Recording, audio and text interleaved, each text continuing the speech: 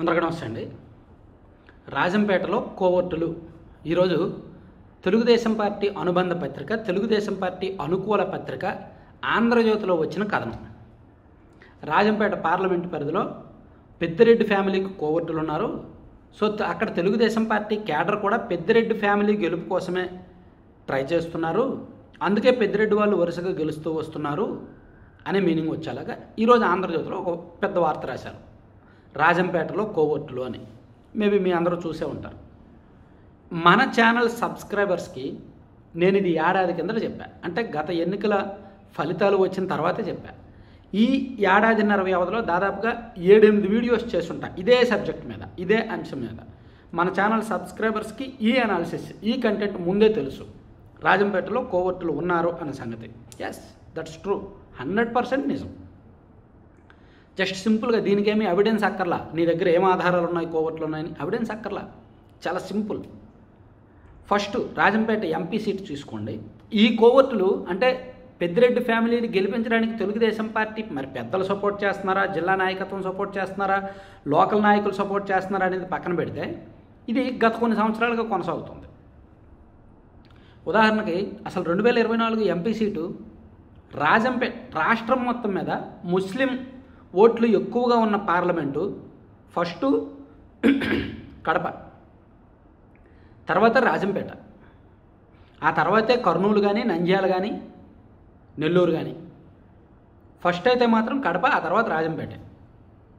So Rajampet parliament పరిధిలో తంబలపల్లిలో Muslims ఎక్కువ, మదనపల్లిలో ముస్లిమ్స్ ఎక్కువ, పొంగనూరులో ఎక్కువ, రాయచోట ఎక్కువ. ఇలా దాదాపుగా 2 లక్షల, అరౌండ్ ఒక 2 లక్షల మంది ముస్లిం ఓటర్లు ఉంటారు. అంతగా ముస్లిం ఓటర్లు ఉన్న పార్లమెంటు సీటు ఎవరికైనా బీజేపీకి ఇస్తారా? ఎవరైనా బీజేపీకి ఇస్తారా? కానీ ఇవ్వరు కదా. కానీ 2024 ఎన్నికల్లో బీజేపీకి ఇచ్చారు, కిరణ్ కుమార్ రెడ్డి గారికి ఇచ్చారు. అది బీజేపీకి ఇచ్చినప్పుడే ఓడిపోయినట్టు లెక్క. అందుకే ఇంత విపరీతమైన గాలిలో కూడా చూడండి, రాజంపేట పార్లమెంట్ పరిధిలో కోడూరు టీడీపీ కూటమి గెలిచింది, రాయచోట కూటమి గెలిచింది, పీలేరు కూటమి గెలిచింది, మదనపల్లి కూటమి గెలిచింది, 5 నియోజకవర్గాలు కూటమి గెలిచింది, 4 నియోజకవర్గాలు కూటమి గెలిచింది. అండ్ కూటమికి వచ్చిన మొత్తం ఓట్లు చూస్తే అక్కడ ఎంపీ గారికి వచ్చిన మెజారిటీ ఎక్కువ, అంటే క్రాస్ ఓటింగ్ ఎక్కువ. దానికి కారణం ఏంటి? ఉదాహరణకు రాయచోటి ముస్లిం సామాజిక వర్గ ముస్లింలు ఓట్లు ఎక్కువ, అక్కడ టీడీపీ ఎమ్మెల్యే గెలిచారు. కానీ అక్కడ ఓట్లలో చూస్తే ఎంపీ అభ్యర్థికి భారీగా క్రాస్ ఓట్లు పడ్డాయి. అలాగే మదనపల్లి టీడీపీ ఎమ్మెల్యే గెలిచారు, కానీ ఎంపీ ఎన్నికల్లో ఎంపీ ఓట్లలో భారీగా క్రాస్ ఓటింగ్ పడింది. దీనికి కారణం ఏంటంటే అక్కడ ముస్లిమ్స్ కానీ ఇతర కొన్ని వర్గాలు కానీ ఎంపీ ఎన్నిక రాజంపేటలో బీజేపీకి వేయలేదు, పెద్దిరెడ్డి గారి ఫ్యామిలీకి వేశారు. ఇది తప్పు. 45 ఏళ్ల రాజకీయ అనుభవం ఉన్న చంద్రబాబు గారికి తెలీదా? రాజంపేట ముస్లిమ్స్ ఎక్కువగా ఉన్న చోటు బీజేపీకి ఇస్తే ఓడిపోద్దని తెలీదా? ఎందుకు ఇచ్చారు? 2014లో కూడా రాజంపేట బీజేపీకే ఇచ్చారు, తెలుసా?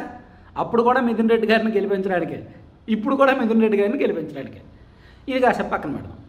పెద్దిరెడ్డి గారు పోటీ చేసిన పొంగనూరు, పెద్దిరెడ్డి సోదరుడు పోటీ చేసిన తంబలపల్లె తీసుకుందాం కాసేపు కదా. తంబలపల్లె అక్కడ సీటు కోసం ఆల్రెడీ 3 కోరుకుంటున్నారు. శంకర్ యాదవ్ గారు, ప్రవీణ్ కుమార్ రెడ్డి గారు అండ్ ఇంకా కొంతమంది నాయకులు అక్కడ సీటు ఆశిస్తూ ఉన్నారు. వీళ్ళందరినీ కాదని జయచంద్రారెడ్డిని తీసుకొచ్చారు. పోనీ జయచంద్రారెడ్డి ఏమైనా మొదటి నుంచి పార్టీ కార్యకర్త, పార్టీ కోసం కష్టపడిన వ్యక్త, పార్టీ ఎమోషన్స్ తెలిసిన వ్యక్త, పార్టీ కేడర్కి దగ్గరైన వ్యక్త? కాదు. పెద్దిరెడ్డి గారి మనిషి, పెద్దిరెడ్డి గారి అంతరంగికుడు, పెద్దిరెడ్డి గారి సొంత మనిషి, ఒక రకంగా వైసీపీలో కీలకంగా పనిచేసిన నాయకుడు. అతను తీసుకొచ్చి తంబలపల్లిలో నిలబెట్టారు. క్యాడర్ ఎమోషన్స్ని పట్టించుకోలేదు, క్యాడర్ కంప్లైంట్స్ని పట్టించుకోలేదు. సో అంటే దాని ఇంటెన్షన్ ఏంటి? అక్కడ పెద్దిరెడ్డి గారి సోదరుడు గారు, అక్కడ పెద్దిరెడ్డి ద్వారకానాథ్ గారు గెలవాలి కాబట్టి అటువంటి క్యాండిడేట్కి ఇచ్చారు, వాళ్ళ అనుకూలమైన వ్యక్తికి ఇచ్చారు కదా.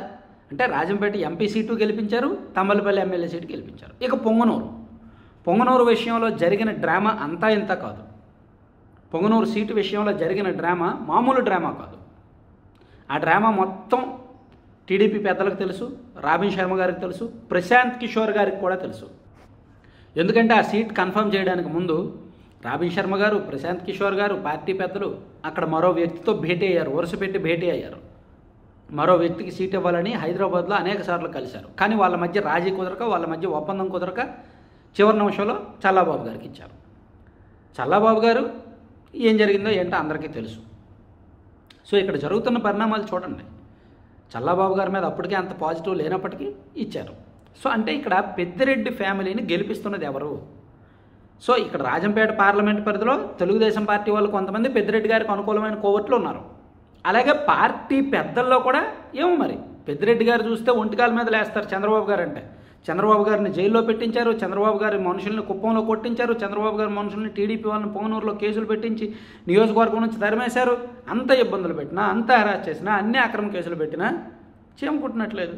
వాళ్ళ ఫ్యామిలీలో ఎవరెవరు పోటీ, పెద్దిరెడ్డి అనే ఇంటి పేరుతో ఇంకో 4-5 పోటీ చేసినా గెలిపించే వాళ్ళేమో బహుశా అనిపిస్తుంది. ఈ అంటే ఇదంతా కూడా మీరు ఒక్కసారి ఆలోచించితే చాలు. దీనికి ఏం ప్రూఫ్స్ అక్కర్లా, క్యాండిడేట్ సెలక్షనే తప్పు.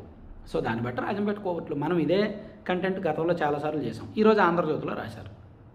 మీరేమంటారు? మీ అభిప్రాయం ఏంటి? కరెక్టా, తప్పా, రైటా? నా అనాలిసిస్ తప్పా రైటా అనేది మీరు కామెంట్ చేయండి. Thank you.